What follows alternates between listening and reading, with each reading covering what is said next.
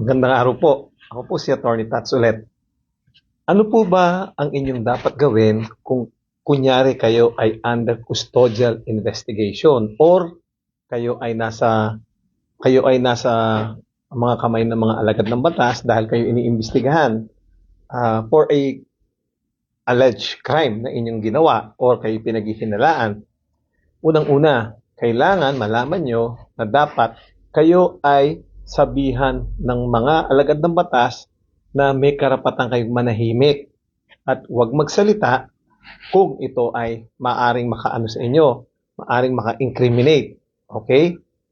Pangalawa, may karapatan kayong magkaroon ng abogado, preferably of your own choice. Ibig sabihin, dapat may kasama kayong abogado.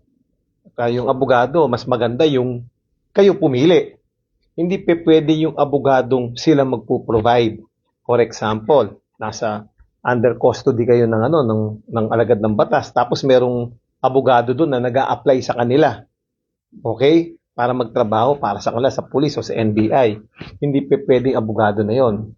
Kailangan yung abogadong tinatawag nating neutral or mas maganda yung kayo mismo ang pipili ng abogado. Kung hindi naman kayo makakakuha ng abogado, ipoprovide nila kayo ng abogado, yun nga lang, dapat walang connection sa kanila. Pwedeng mag-request sila sa PAW para dapat may kasama kayong abogado. Ngayon, yung mga karapatan na ito, pwedeng hindi nyo gamitin or pwedeng hindi nyo i-avail. Pero, dapat, i-waive nyo to, gagawa kayo ng kasulatan na sinasabi nyo na ayaw nyong gamitin yung karapatan nyong manahimik at yung karapatan nyong magkaroon ng abogado. Pero, dapat isusulat yon, pipirma nyo sa harap ng isang abogado. Okay? So, ang Constitution natin napakaganda. Protektado ang mga mamamayan. So, tatandaan nyo pag kayo inaaresto at iniimbestigahan, may karapatan kayong manahimik.